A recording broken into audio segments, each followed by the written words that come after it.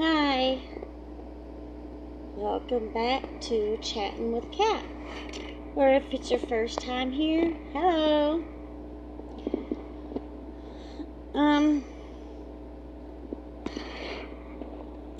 Today's video is gonna be a little vague, and I'm actually doing that on purpose because part of the story that I'm leaving out, I am going to film with my daughter because it's her story. I do have permission to share it. I asked her if I could share it, and she wants to make her own video also, so I'm going to have her film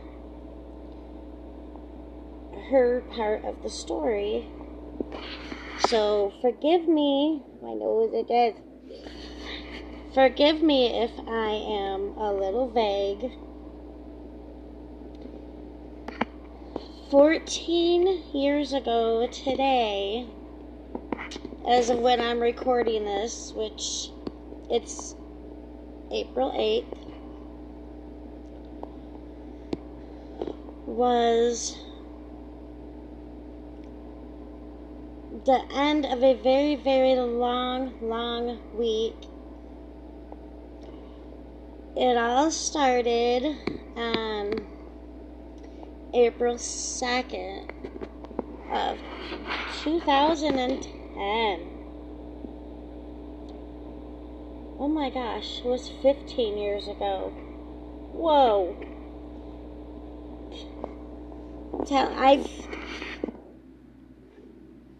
Some odd reason I have done this since the event happened. It's like I forget a year. Like, it's the weirdest thing. But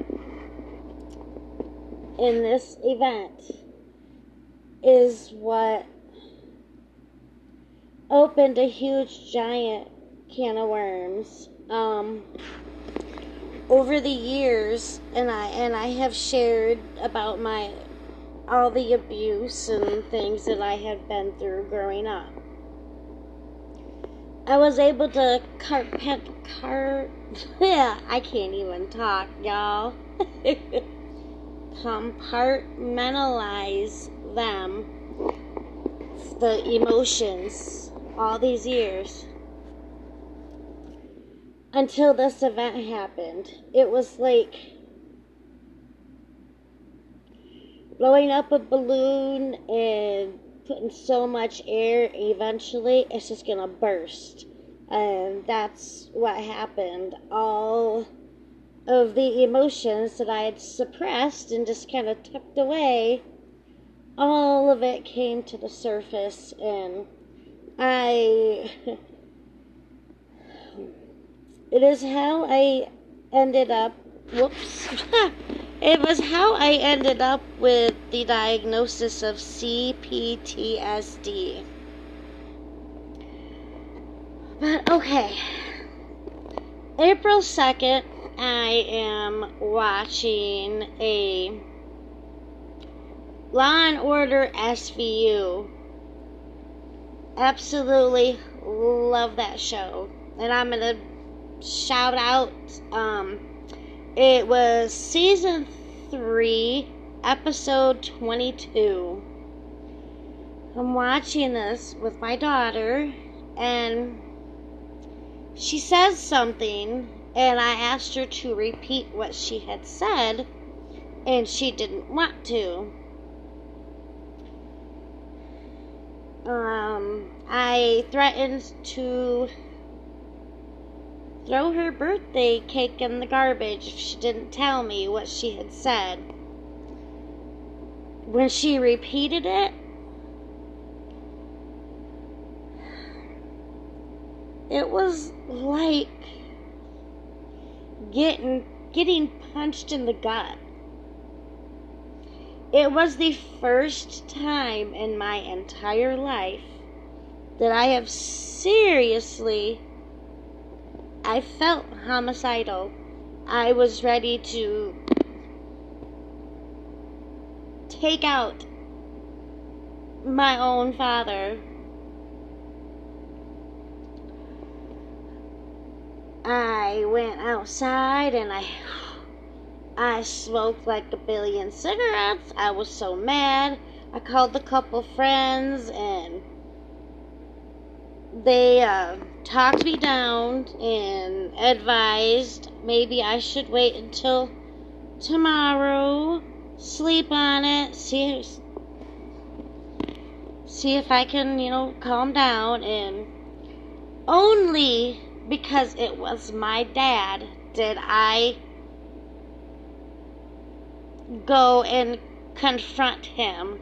If it had been anyone else, it would have been no questions. None. It would have been done. So I went out on April 3rd, 2010 to confront my father for his actions, and he actually admitted to it. And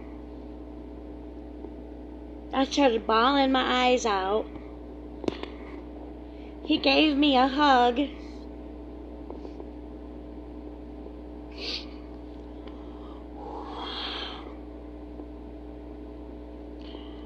And I hugged him back for about 5 seconds, and then I pushed him away from me. Sorry guys.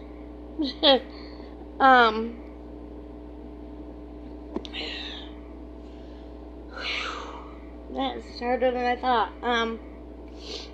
And after I had pushed him away,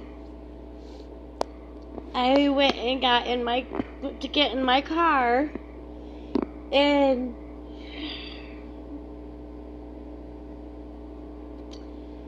he said, "You know what's gonna happen if you say something?" And I told him, "I don't give a shit." Slammed my door. I watched where he walked to. I knew he was going to get a gun. And at that present moment, I really thought that he was going to shoot me, because at the present time, I had absolutely no trust in him. He betrayed me in the worst possible way.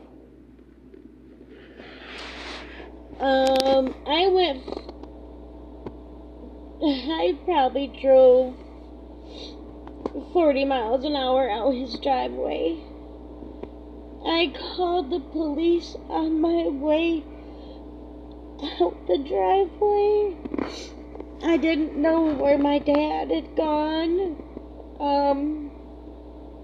I thought I looked in the rearview mirror and I thought I seen him get in his truck. So I'm flying in to go to town.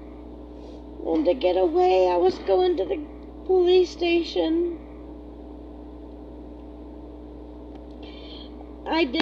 When I got to the police station, my phone had been ringing. Someone called and kept leaving me voicemails. But I didn't look at it.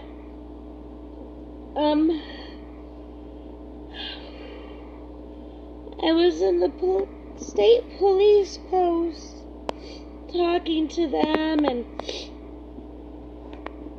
telling them that I knew he had a gun.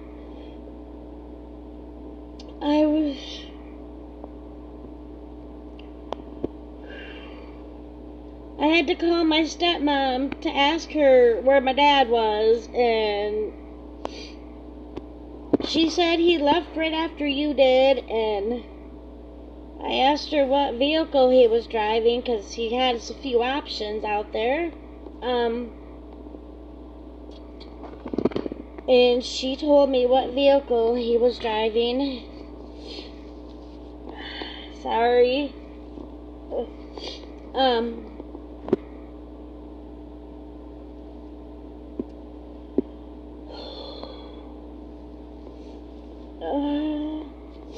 I had to call as I was sitting at the police station, I asked my stepmom where he was and what he was driving.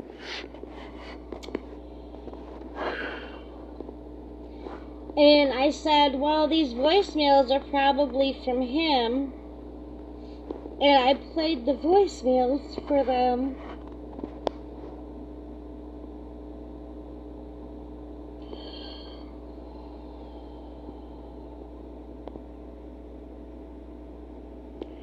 The voicemails stated that if I didn't answer the phone, he was going to take his own life.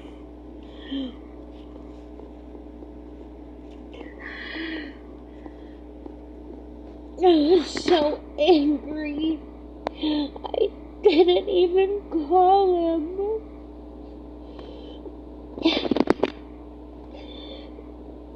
At that point, the cops went out.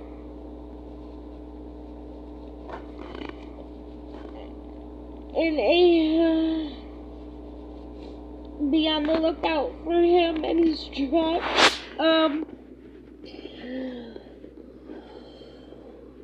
I had to call my former in-laws and ask if the kids and I could stay there because we were told not to stay at my home. They got me a hotel room and they put it in their name so nobody could try to see where I was. We kids and I stayed there 2 nights, and then we checked out at the second night, and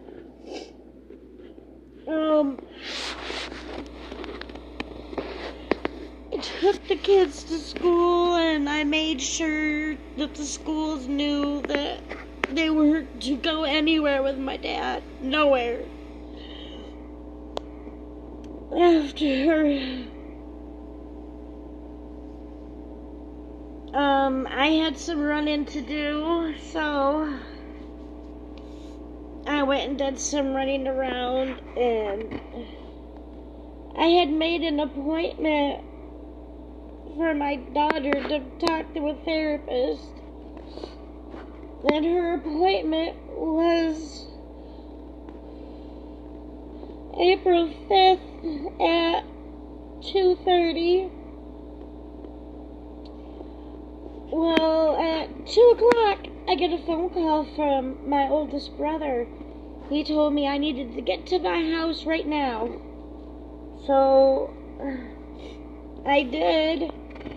And that's when he told me they had found my dad. And he was gone. He took his own life.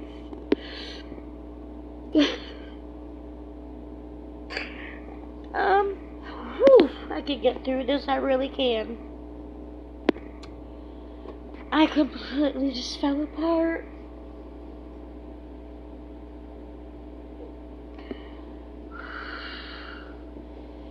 My stepmother, I actually called her and told her that I was going to my dad's funeral. And she said, okay, that's not a problem. I was not allowed back out to the house.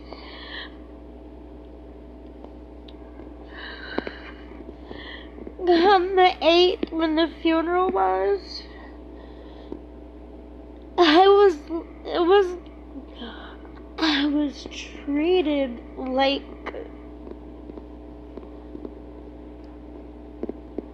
a castaway. I wasn't able to sit with any family. I had to sit by myself.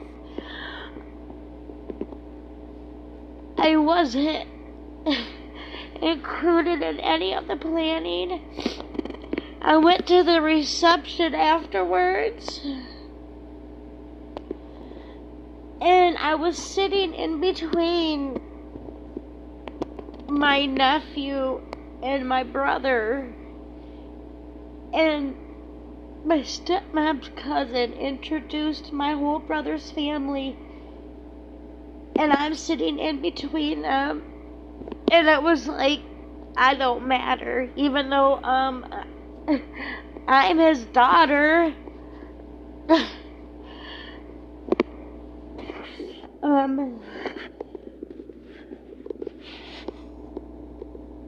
I left shortly after that because I wasn't treated right.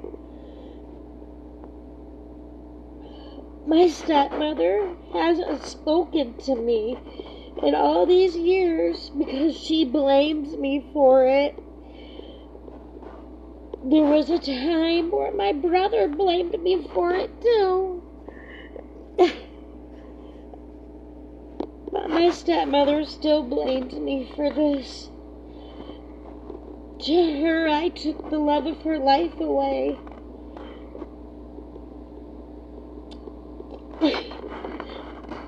I hate what he did, but I still love my dad, and I miss him every day.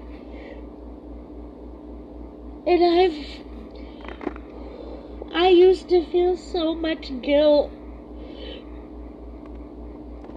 I still do, some. I just wish that, gosh, I lost my entire, a bunch of, family. My stepmother, my stepbrother, my stepsister, all her family, and, they act like I don't exist. And it still hurts to this day.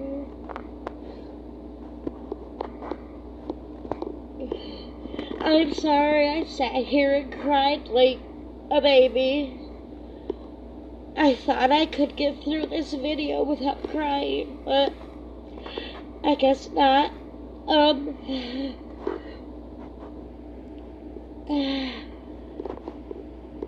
I thank you for those that have watched this, and